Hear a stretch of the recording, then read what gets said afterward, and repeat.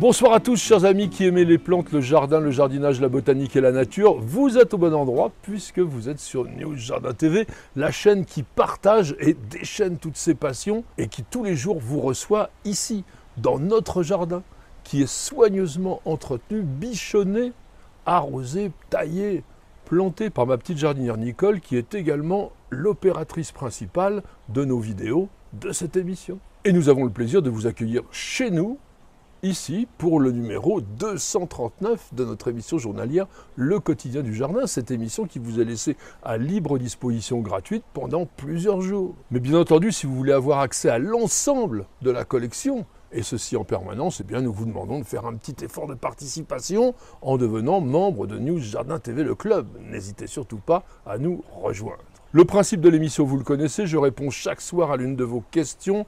Elles sont très nombreuses, très variées, très diversifiées. Merci de les poser. Vous pouvez accéder au site internet www.newsjardintv.com et poser votre question, ou même lorsque vous mettez un commentaire sur la chaîne YouTube. Et bien entendu, chaque fois que nécessaire, n'hésitez pas à nous envoyer des photos, et ceci par mail sur contact@newsjardintv.com.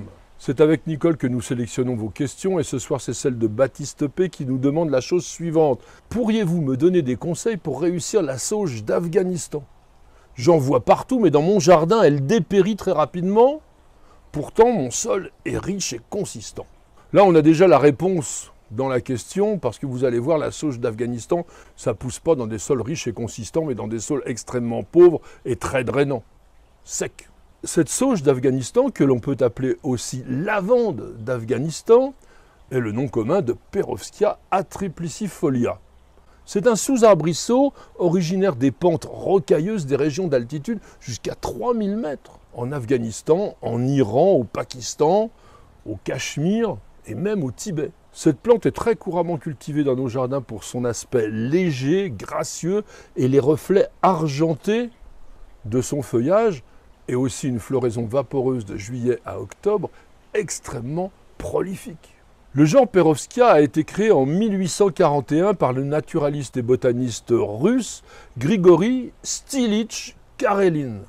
Et il a souhaité, avec ce nom, honorer le général et homme d'État russe Vassili Alexandrievitch Perovski, qui a été gouverneur de la province d'Orenbourg, située au sud de la Russie, près du Kazakhstan. Le genre Perovskaya compte 10 taxons seulement répertoriés par la nomenclature botanique internationale, mais il faut savoir que beaucoup d'espèces ont été transférées dès 2017 dans le genre Salvia, c'est-à-dire les sauges qui est extrêmement proche. Et dans nos jardins, on va cultiver essentiellement Perovskaya atriplicifolia, qui a été décrit et nommé en 1848 par le botaniste britannique George Bentham.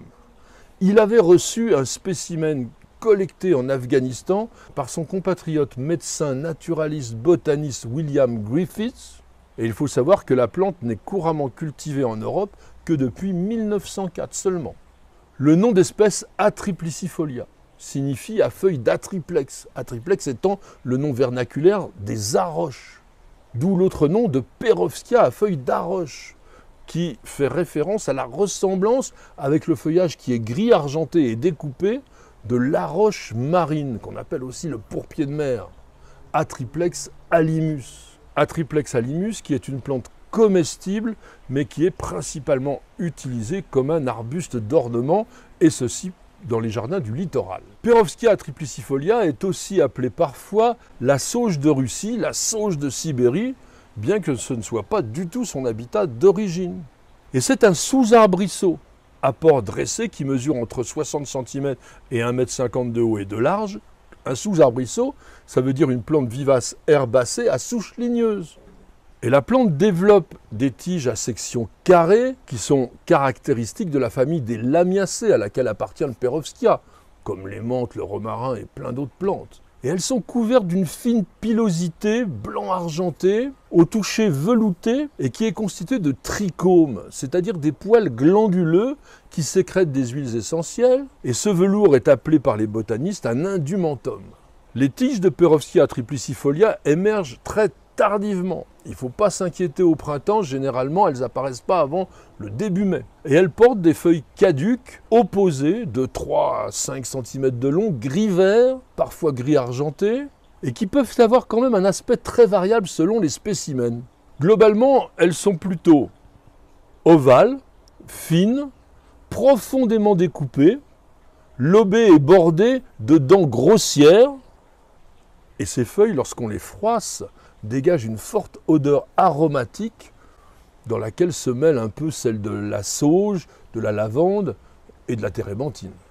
Dès le mois de juillet, les tiges vont se terminer par des panicules, c'est-à-dire de sortes de grappes légères de 30 à 40 cm de long qui attirent fortement les butineurs. Et ces panicules sont composées d'une multitude de fleurs tubulaires bleues, bleu violacé parfois, de 1 cm de long maximum, et qui sont caractérisées par 2 lèvres lobées, les labiés, les lèvres. Et l'ensemble de la plante produit un effet vaporeux très élégant, on dirait un peu un nuage bleu, un nuage d'azur. Bien sûr, même s'ils sont assez proches visuellement les uns des autres, il existe des cultivars. Et les plus intéressants sont les suivants. Bluaz, qui veut dire bleu brumeux, si on traduit, qui est un cultivar intéressant par son feuillage plus découpé que le type, et puis des panicules bleu pâle. Blue Spire est certainement le plus connu, c'est un hybride d'origine allemande qui a été commercialisé en 1961, donc c'est pas d'hier, et qui forme un sous-arbrisseau bien dressé. Les tiges sont gris-blanc, les feuilles gris argentées, très profondément divisées, et les fleurs bleu violacé. La plante atteint 1,20 m. Blue Steel, lui, il est compact, 60 cm environ, très ramifié, feuillage gris argenté et fleurs bleu lavande. Quant à Filigrane, il forme un vigoureux buisson de tiges solides, bien dressées, dont le feuillage finement découpé peut évoquer celui d'une fougère. Il est beaucoup plus fin que les autres. On a aussi l'Assay Blue, qui est un hybride, lui, très compact, pas plus de 45 cm, avec des grandes fleurs bleu-mauve, plante qui a été obtenue en Angleterre et commercialisée seulement à partir de 2009. Little Spire, c'est la forme compacte de Blue Spire, compact quand même à 80 cm environ. Quant à Silvery Blue, lui, son feuillage est franchement argenté, avec un port très compact, 50 cm, et des fleurs bleu lavande. On cultive aussi une autre plante qui est appelée lavande d'Afghanistan, et présentée par les pépinières et les jardineries comme étant Perovskia abrotanoides. Mais aujourd'hui, cette plante est classée dans le genre Salvia.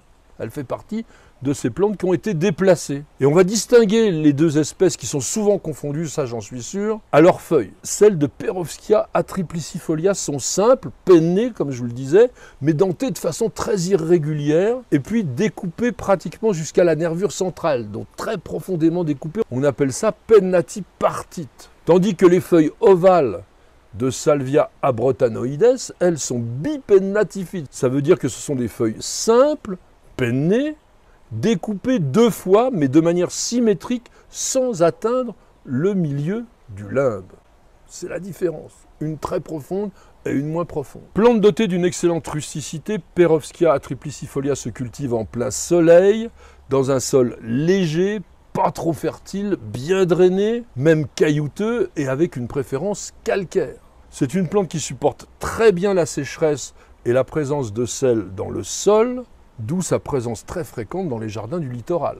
Notre sauge d'Afghanistan pousse très mal dans les sols argileux, j'ai déjà dit tout à l'heure à notre internaute, mais j'insiste parce que l'humidité hivernale va quasiment détruire la plante, très sensible à la pourriture.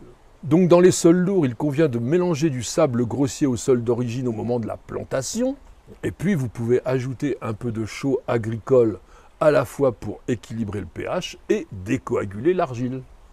Perovskia atriplicifolia est vraiment une plante facile que l'on peut accueillir dans tous les jardins.